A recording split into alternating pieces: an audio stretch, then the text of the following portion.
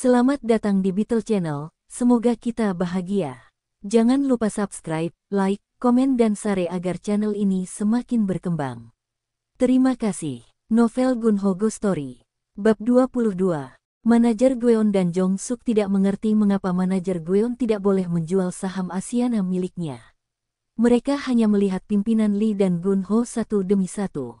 Presiden Go, kenapa Anda tidak menjelaskannya kepada mereka? Sepertinya Anda tahu alasannya. Manajer Gweon dan Jong Suk memandang Gunho. Baiklah, ini yang kupikirkan. Ketika dua saudara laki-laki berebut sebuah perusahaan, masing-masing dari mereka akan berusaha mengumpulkan saham perusahaan itu sebanyak-banyaknya agar dia bisa memperoleh lebih banyak kekuasaan. Semakin banyak saham yang dia miliki, semakin banyak kekuasaan yang bisa dia peroleh dalam mengendalikan perusahaan.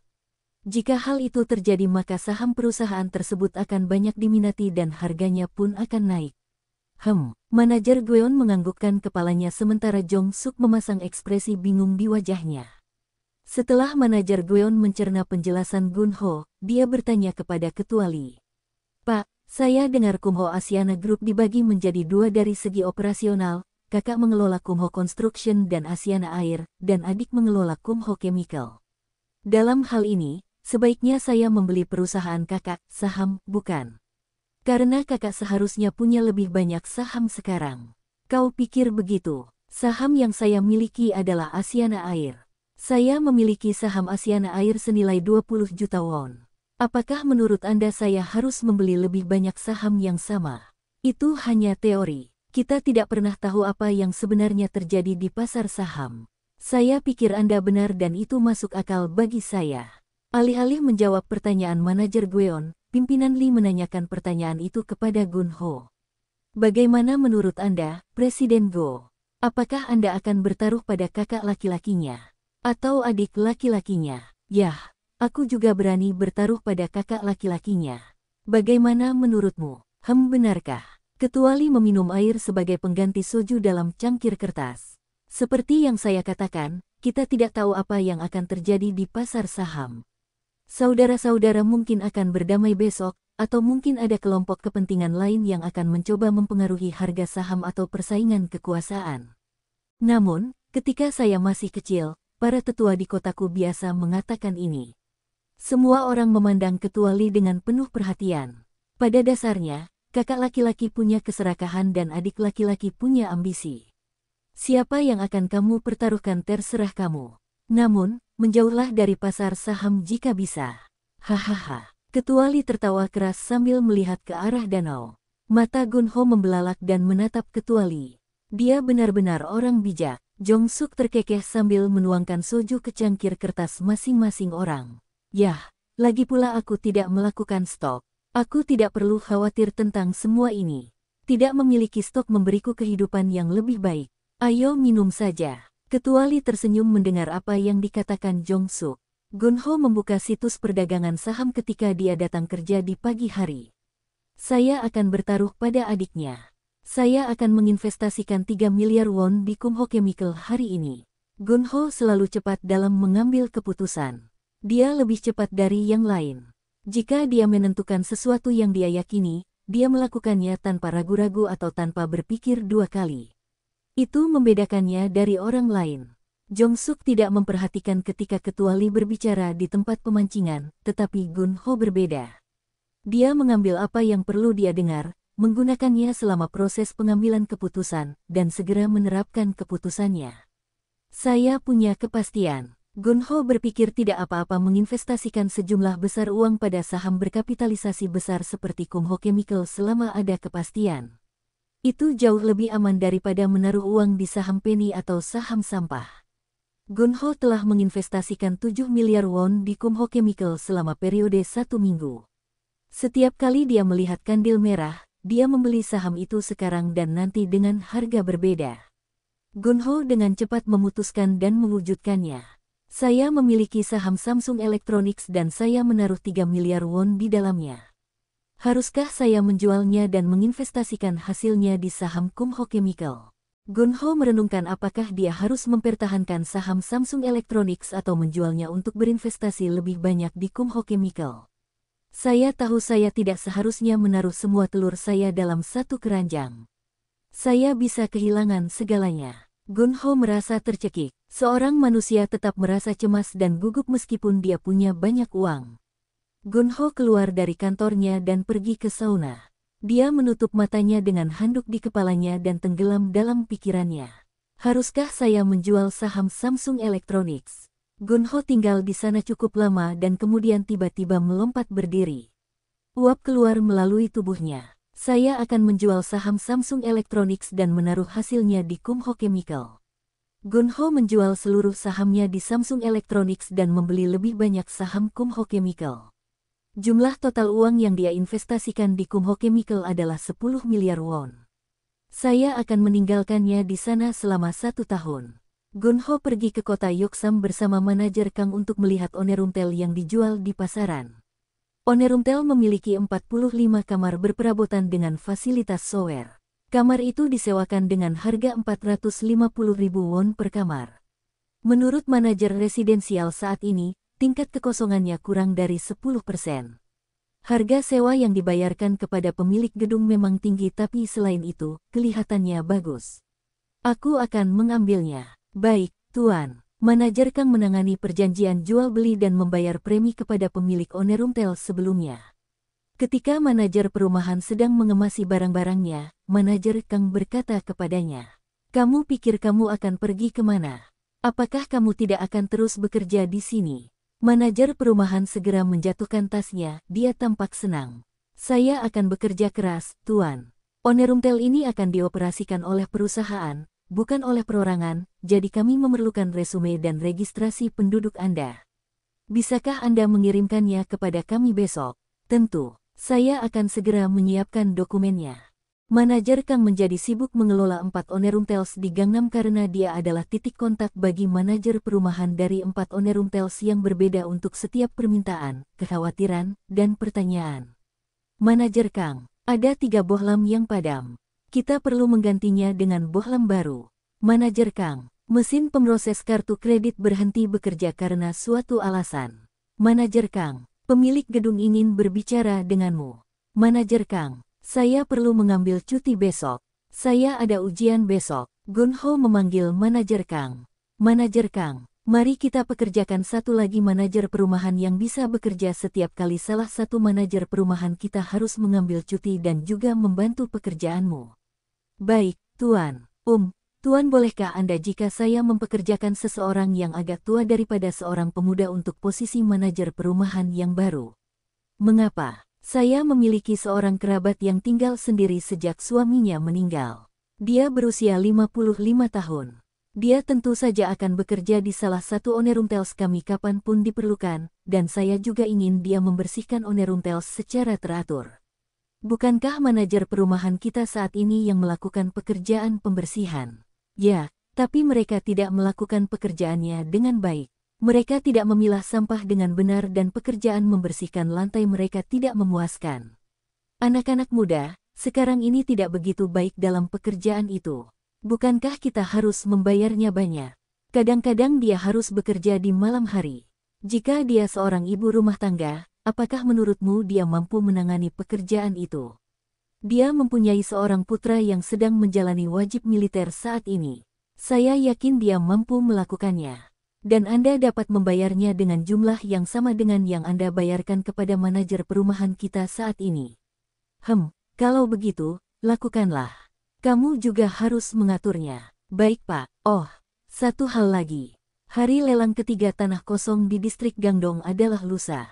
Ini adalah hari lelang ketiga untuk lahan kosong di distrik Gangdong." Gunho pergi ke pengadilan distrik Seoul Timur ditemani oleh manajer Kang. Tempat parkir pengadilan penuh, mungkin karena banyak orang yang mengikuti lelang hari ini. Beberapa orang membagikan brosur informasi di pintu masuk pengadilan, dan beberapa orang membagikan brosur iklan bertuliskan pinjaman untuk dilelang. "Katamu, harga awalnya 2,88 miliar won, kan?" "Itu benar. Untuk deposit penawaran, saya menyiapkan cek sebesar 28,8 juta won, yang merupakan 10% dari harga awal. Selain itu, saya membawa 2 dari 10 juta dan 10 dari 1 juta won." Itu bagus. Saya kira hanya kami yang menawar tanah ini. Kami kemudian dapat menawarkan 2,985 miliar won. Bagaimana menurut Anda? Jika tidak ada pesaing sama sekali, saya pikir kita bisa mendapatkan 2,981 miliar won. Saya akan pergi dan melihat apakah ada orang yang membantu tanah kosong itu. Oke, semua penawaran telah diajukan. Juru sita mengumumkan hasil lelang. Kasus nomor 000, Tuan Gun Ho Go yang menawarkan lelang sebesar 2,981 juta won. Silakan tunjukkan ide foto Anda. Wah, 2,9 miliar won. Orang-orang yang duduk di area depan berbisik-bisik tentang mahalnya harga yang ditawarkan Gun Ho dan harus dia bayar. Gun Ho sekarang memiliki 50% dari 200 piung tanah di distrik Gangdong yang telah digunakan sebagai tempat parkir. Setelah masa wajib pengajuan banding berlalu, Gun Ho ingin bertemu dengan pemilik lain yang memiliki kepentingan properti yang sama atas tanah tersebut. Di mana aku bisa menemukannya? Haruskah aku bertanya pada makelar barang tak bergerak yang membicarakan tanah kosong ini saat pertemuan sekolah lelang? Gun Ho ingin menelepon lembaga swasta lelang dan menanyakan nomor kontak makelar barang tak bergerak tersebut ketika manajer Kang masuk ke kantor. Manajer Kang, tahukah Anda bagaimana kami dapat menemukan pemilik lain dari tanah itu di distrik Gangdong? Alamat yang tertera pada pendaftaran real estate adalah kondominium Sampung di kota Seoho. Itu belum tentu pemiliknya benar-benar tinggal di sana. Saya akan pergi ke kantor makelar di depan tanah kosong itu. Karena di sana ada penyewa, pemiliknya mungkin menggunakan kantor makelar yang sama yang dekat dengan tanah untuk perjanjian sewa. Oke, kalau begitu beritahu aku jika kamu menemukan sesuatu. Oke, aku akan melakukannya. Manajer Kang kembali ke kantor setelah mengunjungi area daratan. Saya berbicara dengan makelar barang tak bergerak dan pemilik tempat parkir.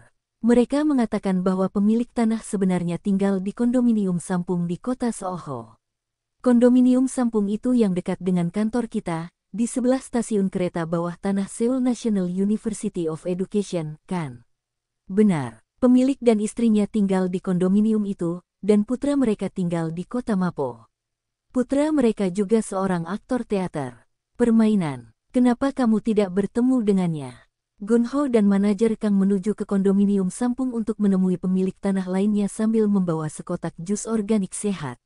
Pak, walaupun kondominium ini terlihat tua, namun harganya masih cukup mahal karena lokasinya tepat di pusat Gangnam. Benar-benar, ketika mereka sampai di depan pintu kondominium pemilik tanah, mereka membunyikan bel pintu. Tidak ada yang keluar. Mereka mencoba lagi. Saat itu masih sepi. Mungkin tidak ada orang di rumah. Haruskah kita pergi dan kembali lagi nanti? Kita bahkan tidak punya nomor teleponnya. Mereka hendak pergi ketika pintu terbuka. Siapa ini? Seorang lelaki tua yang tampak berusia 80-an keluar. Dia memiliki bintik-bintik penuaan di wajahnya, dan dia mengenakan piyama. Halo, Tuan. Apakah Anda Tuan Hak Chuliang? Ya, benar. Siapa kamu? Sayalah yang baru saja membeli tanah di distrik Gangdong pada pelelangan. Saya ingin berbicara dengan Anda sebentar. Benarkah? Ayo masuk. Terima kasih Pak. Gun Ho dan manajer Kang memasuki kondominium dan duduk di ruang tamu. Ada jam dinding tua dan lukisan oriental tua tergantung di dinding. Itu memang tampak seperti tempat di mana hanya orang-orang tua yang tinggal di dalamnya. Aku minta maaf atas kekacauan ini. Aku tidak mengharapkan siapapun jadi. Tolong jangan pedulikan kami. Kami baik-baik saja. Istriku sekarang berada di rumah sakit, jadi aku di sini sendirian, dan aku baru saja bangun. Apa yang bisa kuambilkan untukmu minum? Kami baik-baik saja. Terima kasih, Tuan. Sebenarnya kami membawakan minuman untuk Anda. Orang tua itu pergi ke dapurnya dan membawakan teh hijau panas. Jadi, apakah kamu punya sesuatu yang ingin kamu lakukan dengan tanah itu? Saya sedang berpikir untuk membangun sebuah kantor. Saya ingin tahu apakah Anda mau menjual properti Anda kepada saya. Aku tidak akan menjualnya. Manajer Kang meletakkan cangkir teh hijaunya di atas meja kopi dan berkata, Tuan, Anda mungkin mempunyai anak dan cucu dan sebagainya. Mengapa Anda tidak menjual kepemilikan Anda atas tanah dan memberikan sebagian hasilnya kepada keturunan Anda dan menikmati sisa hidup Anda bersama istri Anda? Aku tidak menjualnya. Minum saja teh hijau lalu pulang. Haha, sepertinya orang tua itu tidak butuh uang. Dia sepertinya punya cukup uang dan tidak punya alasan untuk menjual tanah itu sekarang. Berapa anak yang Anda miliki, Tuan? Saya kira mereka mungkin seusia kita. Saya punya seorang putra dan 2 putri.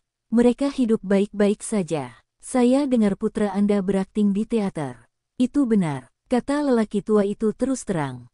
Dia mungkin tidak menyukai apa yang dilakukan putranya. Apakah putri-putrimu tinggal di sekitar sini? Tidak, yang satu tinggal di kota Incheon, dan yang lainnya tinggal di kota Banpo. Apa kamu bilang Incheon? Orang tuaku ada di Incheon. Orang tua itu sepertinya tidak senang mendengarnya. Gunho mengira lelaki tua itu sepertinya tidak menyetujui hal-hal yang dilakukan anak-anak mereka. Maaf Pak, kalau ini terdengar menyinggung, tapi tanah itu tidak diambil kalau waktunya sudah tiba, kan? Kenapa tidak dijual saja kalau sudah ada yang mau membelinya? Anda tidak bisa memanfaatkannya dengan baik, tanah dengan bunga 50%-mu juga. Setengah dari uang sewa dari penyewa di sana masuk ke rekening bank saya.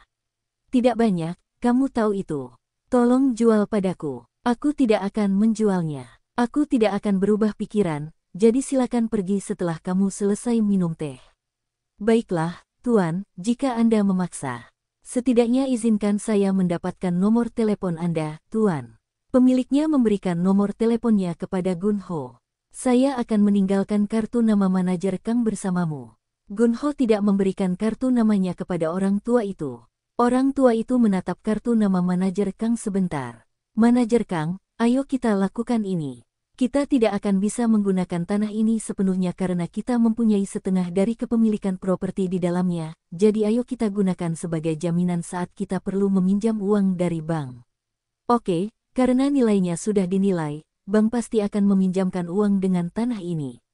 Baiklah, kalau begitu, Tuan, semoga harimu menyenangkan. Jika Anda berubah pikiran, harap beritahu kami kapan saja. Orang tua itu sepertinya sedang memikirkan sesuatu. Gunho dan manajer Kang keluar dari kondominium dan pergi ke restoran sup tahu lembut di sekitar kondominium Sampung. Manajer Kang berbicara terlebih dahulu sambil menikmati sup tahu lembutnya. Orang tua itu tidak mau menjual tanah itu. Saya pikir dia akan menjualnya. Salah satu anaknya akan menghadapi kesulitan keuangan dalam hidupnya dan dia juga tahu bahwa dia tidak bisa membawa tanah itu bersamanya ke kuburannya. Dia hanya mencoba menaikkan harganya. Kalau begitu, haruskah kita menghubunginya setelah 1 atau 2 minggu? Bagaimana kalau kita bertemu putranya yang berakting di teater? Menurutku itu ide yang bagus. Apakah kamu ingin aku menemukannya? Gunho menerima telepon tak terduga dari pengacara Kim yang bekerja di Kim Jong. Bagaimana kabarmu? Saya berbicara dengan Profesor Wang di Universitas Zhejiang beberapa hari yang lalu, dan dia memiliki waktu luang akhir-akhir ini sejak masa ujian di universitas selesai. Saya menelepon untuk menanyakan apakah Anda ingin bergabung dengan saya di bermain golf di Tiongkok. Saya belum pernah bermain golf di Tiongkok sebelumnya. Saya dengar lapangan golf mereka sangat bagus. Haha, sebenarnya, aku bukan pemain golf yang baik, tapi aku sedang mempelajarinya akhir-akhir ini. Oh, apakah kamu? Pengacara Kim terdengar agak kecewa. Di mana kamu pergi untuk latihan golf?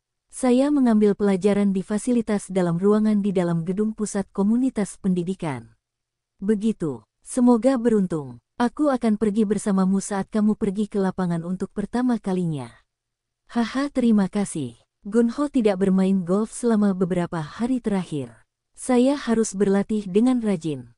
Sekarang saya punya teman golf yang akan berbagi pengalaman pertama saya di lapangan golf.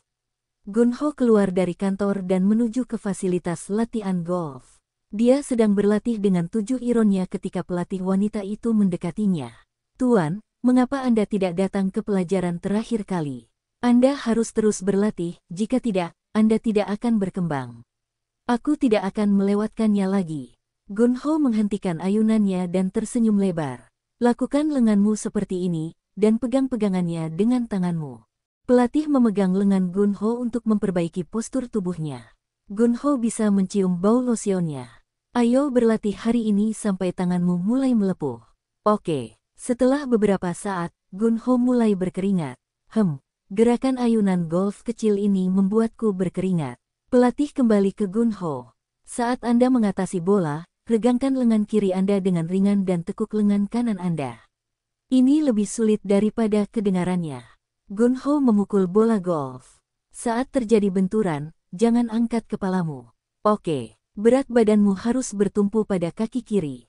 Pukul bola lagi. Gunho memukul bola lagi dan bola terbang. Keadaan menjadi semakin baik. Bola terbang lebih jauh dari sebelumnya. Gunho merasa baik. Sejak hari itu, Gunho datang ke fasilitas golf dalam ruangan setiap hari untuk melatih ayunannya. Gunho menunggu 2 minggu sebelum dia menelepon salah satu penyewa dari tanah kosong yang dia beli di pelelangan, yang merupakan penyewaan bersama. Penyewa bersama itu memegang 50% kepemilikan properti atas tanah tersebut. Tuan, saya adalah orang yang bertemu dengan Anda beberapa hari yang lalu di rumah Anda, orang yang membeli separuh lainnya dari kepemilikan properti di tanah yang terletak di distrik Gangdong. Pernahkah Anda berpikir untuk menjual kepemilikan Anda? Saya tidak menjual. Tuan, Anda dapat memberikan kehidupan yang lebih baik kepada anak-anak Anda dengan hasil yang Anda peroleh dengan menjualnya. Mengapa Anda tidak menjualnya kepada kami dengan harga yang wajar? Aku bilang aku tidak akan menjualnya. Kalau begitu, ayo kita lakukan ini. Kalau begitu, kenapa kamu tidak membeli bunga propertiku? Untuk meningkatkan nilai tanah dan memanfaatkan tanah itu sepenuhnya, kita perlu menghentikan sewa bersama. Itu cara lain yang bisa dilakukan jika kamu tidak melakukannya, tidak ingin menjual minatmu. Saya tidak punya uang untuk membeli. Kamu bilang tidak mau menjual dan juga tidak mau membeli. Sepertinya kamu tidak punya niat untuk mewujudkannya. Kamu hanya keras kepala memegang tanah itu. Orang tua itu tidak berkata apa-apa. Gunho hanya bisa mendengarnya bernapas melalui telepon. Pak, izinkan saya mentraktir Anda makan siang besok. Bersambung, terima kasih telah menyaksikan dan mendukung channel ini.